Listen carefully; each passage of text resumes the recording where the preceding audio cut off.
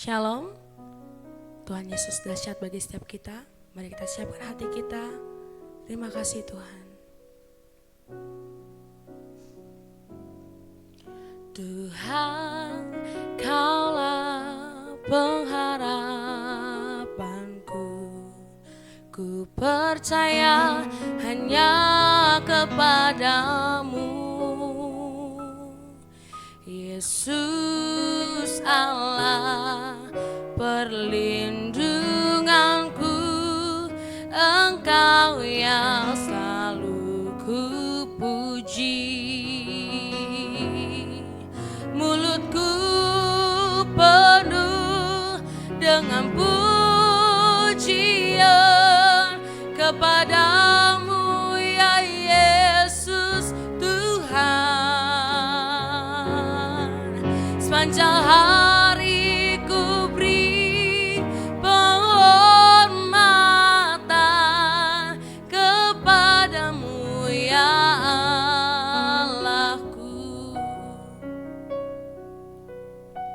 Terima kasih Tuhan, Kaulah pengharapanku.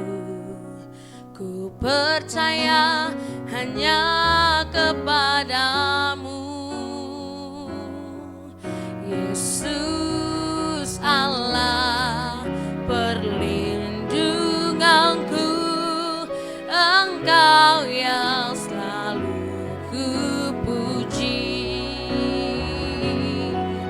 Mulutku penuh dengan pujian kepadamu ya Yesus Tuhan. Sepanjang hari ku beri penghormatan kepadamu ya Allah. Mulutku penuh dengan pujian kepadamu ya Yesus Tuhan. Sepanjang hari ku beri penghormatan kepadamu ya Allahku. Kepadamu ya Allahku. Kepadamu ya Allahku. Sepanjang hari kami berikan penghormatan kepadamu ya Allah kami yang hidup. Terima kasih Tuhan untuk hari yang Kau berikan kepada kami. Tuhan, kami ingin mendengarkan suara-Mu. Ajar kami mengerti ya Bapa akan isi hati-Mu bagi setiap kami. Dalam nama Tuhan Yesus, haleluya, amin. Shalom Bapak Ibu Saudara-saudari, kita berjumpa lagi pada perenungan intim dengan Allah. Pada hari ini, hari Kamis, tanggal 7 September 2023, kita akan mendengarkan sebagian daripada firman Tuhan yang bertemakan Gembala yang baik versus Gembala yang jahat. Saya harap Bapak Ibu Saudara-saudari sudah membacanya terlebih dahulu dalam kitab Yehezkiel pasal 34 sampai 36. Saya akan membacakan dalam Yehezkiel 34 ayat 15 sampai 16. Aku sendiri akan mengembalakan domba-dombaku dan aku akan membiarkan mereka berbaring. Demikianlah firman Tuhan Allah. Yang hilang akan kucari, yang tersesat akan kubawa pulang, yang luka akan kubalut, yang sakit akan kukuatkan, serta yang gemuk dan yang kuat akan kulindungi. Aku akan mengembalakan mereka sebagaimana seharusnya. Sebelum meneliti ciri-ciri gembala yang jahat, penulis ingin menjelaskan pribadi gembala yang jahat dalam teks ini. Dalam Alkitab ada dua macam tugas yang biasanya disebut gembala. Yang pertama, orang-orang yang menggembalakan ternak.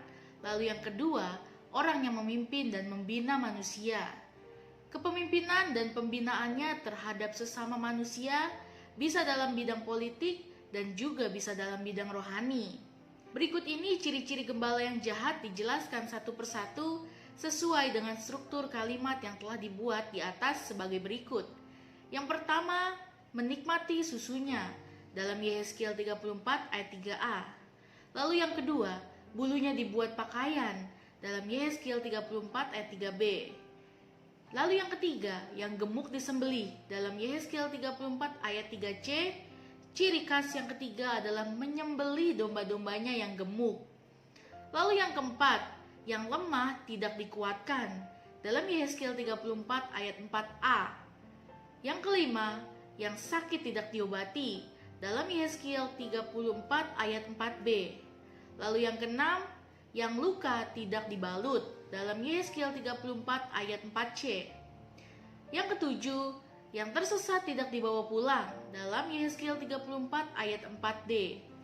Yang kedelapan, yang hilang tidak dicari dalam Yehezkiel 34 ayat 4e. Lalu yang kesembilan, memerintah dengan kejam. Dampak dari kondisi ini akibat terhadap domba dan gembala yang jahat, yaitu yang pertama akibat terhadap domba-domba yang A berserak dalam Yehezkiel 34 ayat 5a, yang B menjadi mangsa segala binatang di hutan dalam Yehezkiel 34 ayat 5b, yang C tersesat dalam Yehezkiel 34 ayat 6a.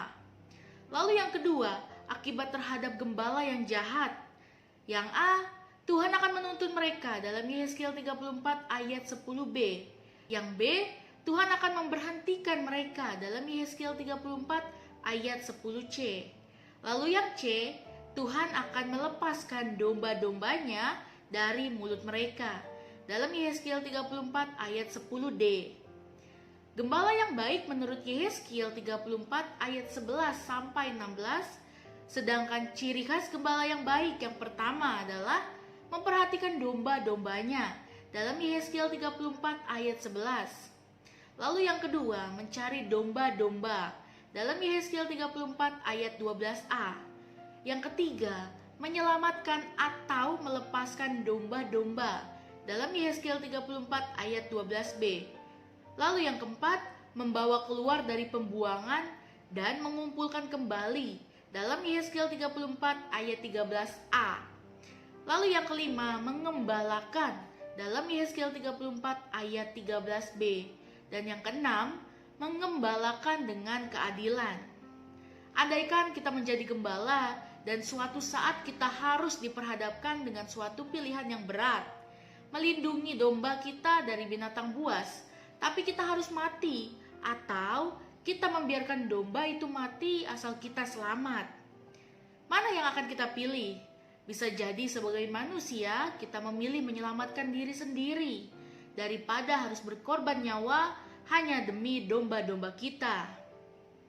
Gembala upahan pun melakukan hal yang sama, di mana ketika melihat serigala datang, meninggalkan domba-domba itu lalu lari, sehingga serigala itu menerkam dan mencerai-beraikan domba-domba itu. Dalam Yohanes 10 ayat 12.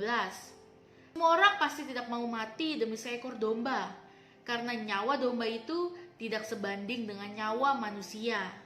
Tetapi Tuhan Yesus justru datang dengan tujuan mati untuk domba-dombanya. Kalau manusia saja tidak pantas mati bagi domba, maka sangat tidak layak raja di atas raja mau mati bagi manusia. Namun Tuhan Yesus melakukan hal yang tidak lazim itu. Inilah yang disebut anugerah, seperti perumpamaan dalam Lukas 15 ayat 1 sampai 7. Tuhan Yesus mengajarkan bahwa Dia Allah rela turun dari sorga untuk mencari domba yang hilang. Walaupun hanya seekor saja yang hilang, padahal Ia masih punya 99 ekor yang lain. Apalah artinya seekor dibanding dengan 99 ekor? Satu domba yang tersesat adalah gambaran dari manusia yang berdosa dan tersesat. Orang lain mungkin melupakan atau membuang kita, tetapi Tuhan tetap peduli. Ia mencari dan menyelamatkan kita, walau kita sebenarnya adalah orang-orang yang tidak layak dicari. Bahkan sebaliknya, layak untuk dibuang. Namun kasih Tuhan begitu besar, bahkan Dia rela menderita dan mati di kayu salib. Ini bukti bahwa dia adalah gembala yang baik. Tidak hanya itu, dia menuntun domba-dombanya masuk ke kandang dan membawanya ke padang rumput hijau dengan tongkat dan gadanya. Dia pun mengenal kita secara pribadi, seperti tertulis, "Aku mengenal domba-dombaku dan domba-dombaku mengenal aku." Sama seperti Bapa mengenal aku dan aku mengenal Bapa. Dan aku memberikan nyawaku bagi domba-dombaku. Dalam Yohanes 10 ayat 14. Ini menunjukkan suatu hubungan yang intim, penuh dengan cinta kasih. Bukan sekedar mengenal, tapi dia tahu segala penderitaan dan pergumulan kita. Pada perenungan hari ini, mari kita belajar kepada Tuhan Yesus, Sang Gembala yang baik, Sang Gembala yang agung, maka kita menjadi gembala yang baik, yang mampu mengasihi domba-dombanya. Amin. Mari kita sama-sama berdoa. Bapa yang baik, terima kasih Tuhan pada perenungan hari ini.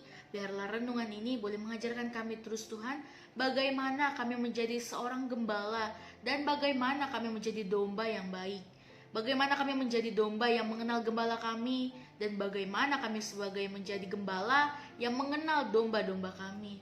Biarlah Tuhan setiap langkah kami Engkau yang pimpin, seturut dengan kehendak-Mu. Terima kasih Tuhan Yesus, biarlah firman ini merema di kehidupan kami. Di dalam nama Tuhan Yesus, haleluya, amin.